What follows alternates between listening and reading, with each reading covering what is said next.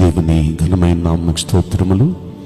ఈ వాగ్దానం వింటున్న మీకందరికీ మన ప్రభువును ప్రియ రక్షకుడైన యేసుక్రీస్తు నామములో శుభములు, మా హృదయపూర్వకమైన వందనములు తెలియచేస్తున్నాం. ఈరోజు దేవుని వాగ్దానం కీర్తనల గ్రంథం 34వ కీర్తన 10వ వచనం. ఏ మేలు కొదువై ఉండదు. దేవుడు ఈ మంచి వాగ్దానం మనందరి వెనుకడిలో నెరవేర్చును గాక.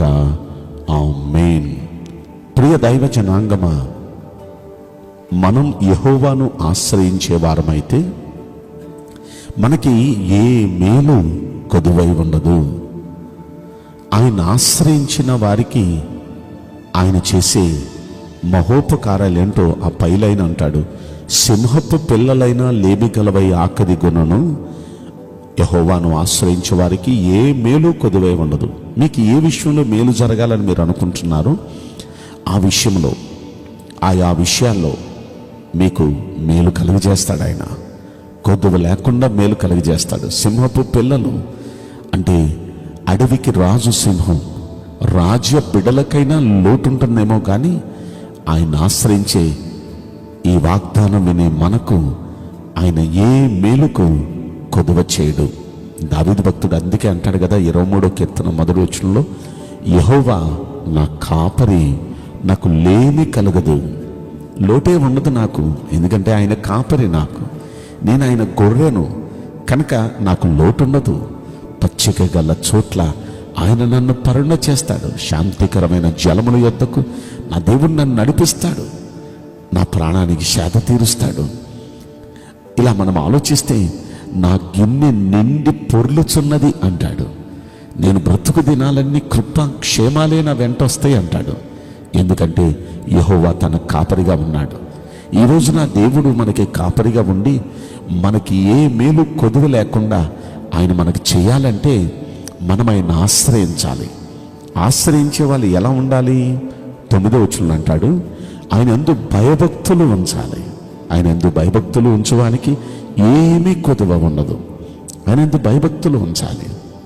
కనుక ఈ రోజున ఈ వాక్యం వింటున్న, ఈ వాగ్దానం వింటున్న ప్రియ దేవుని బిడ్డలారా, ఆ దేవుణ్ణి ఆశ్రయించాలి. ఇక నువ్వే దేవుడివయ్యా, నువ్వే మా దిక్కయ్యా అంటూ ఆయన ఆశ్రయించి ఆయనకి భయపడుతూ మనం భక్తి చేస్తే, అలా భయపడుతూ భక్తి చేసే వారికి ఏది కొదువ ఉండదు, ఏ మేలుకు కొదువ ఉండదు. ఎంత సమృద్ధిలో దేవుడు మనల్ని ఉంచుతాడో, కొదువ లేకుండా మనకి సమృద్ధిని ఇస్తాడు. బైబిల్ గ్రంథాన్ని మనం పరిశీలిస్తే 2వ దినవృత్తాంతముల గ్రంథములో 26వ అధ్యాయంలో 5వ వచనంలో అక్కడ ఉజ్జియా అని ఒక రాజు మనకు కనిపిస్తాడు. అతడు ఏల ఆరంభించినప్పుడు 16 ఏళ్ల వాడే యెరూషలేములో 52 సంవత్సరాలు ఏలాడు. అయితే ఇతడు చేసిన ఒక తెలివైన పని ఏంటంటే, అతడు దేవుణ్ణి ఆశ్రయించాడు. ఆ చిన్న వయసులో, ఆ 16 ఏళ్ల వయసులోనే దేవుణ్ణి ఆశ్రయించాడు. కనుక దేవుడు అన్ని రంగాల్లో అతన్ని వర్ధిల్ల చేశాడు.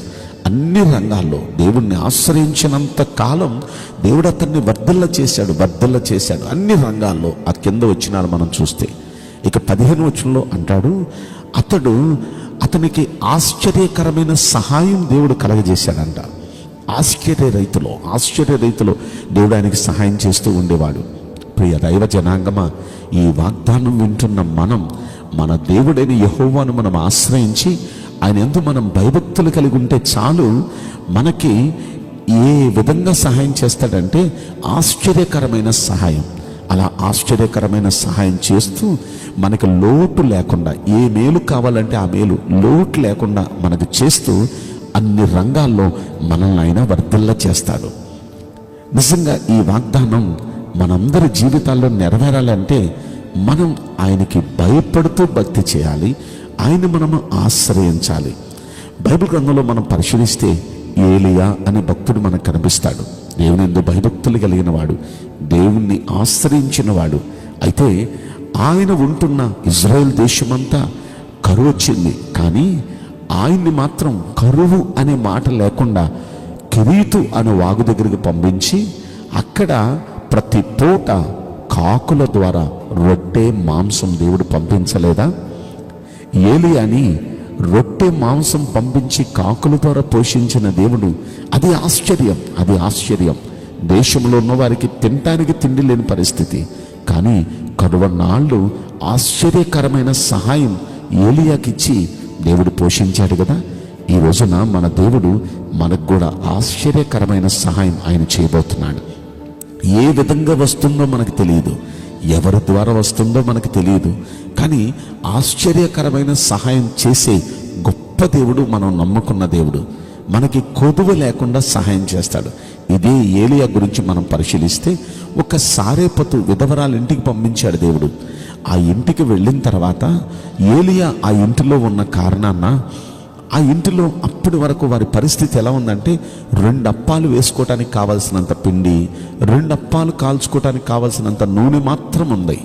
అయితే ఈ ఏలియా అక్కడ ఉన్న ఆ అంతకాలం, కరువన్నంత కాలం ఆ ఇంటిలో వారికి ఆ తొట్టిలో పిండి తగ్గలేదంట, నూనె బొడ్డులో నూనె తగ్గలేదంట. కావాల్సిన అప్పాలు వాళ్ళు వేసుకొని, ఏలియా అలాగే సారేపతి విధవరాలు అతని కుమారుడు ఎన్ని అప్పాలు కావాలో అన్ని అప్పాలు కాల్చుకొని తింటున్నారు. వారికి లోట్లేదు, వారికి లోట్లేదు. ఏంటండి ఈ సహాయం? ఆశ్చర్యకరమైన సహాయం. ప్రియ దైవ జనాంగమా, అలనాడు ఏలియాకు ఆశ్చర్యకరమైన సహాయం చేసిన దేవుడు, అలనాడు ఉజ్జియాకు ఆశ్చర్యకరమైన సహాయం చేసిన దేవుడు మనకును ఆశ్చర్యకరమైన సహాయం చేస్తాడు. అయితే ఆయన ఆశ్రయించిన మనం, ఆయన యందు భయభక్తులు కలిగి మనం ఉంటే నిశ్చయంగా ఏది కొదవలేదు, ఏ మేలుకు కొదువ లేకుండా ఆయన సహాయం చేస్తాడు. ఈ వాగ్దానం వింటున్న మనలో ప్రతి వ్యక్తికి ఆ విధంగా దేవుడు సహాయం చేయనుగాక. ఆమేన్. నేను మీకోసం ప్రార్థన చేయబోతున్నాను.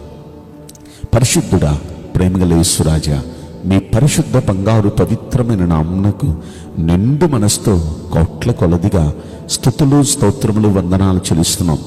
ఈ వాగ్దానం వింటున్న ప్రియుల జీవితంలో దయచేసి ఈ వాగ్దానం నెరవేర్చి, అయ్యా వారికి ఏ మేలు కావాలంటే ఆ మేలు కొదువ లేకుండా వారికి సహాయం చేయండి.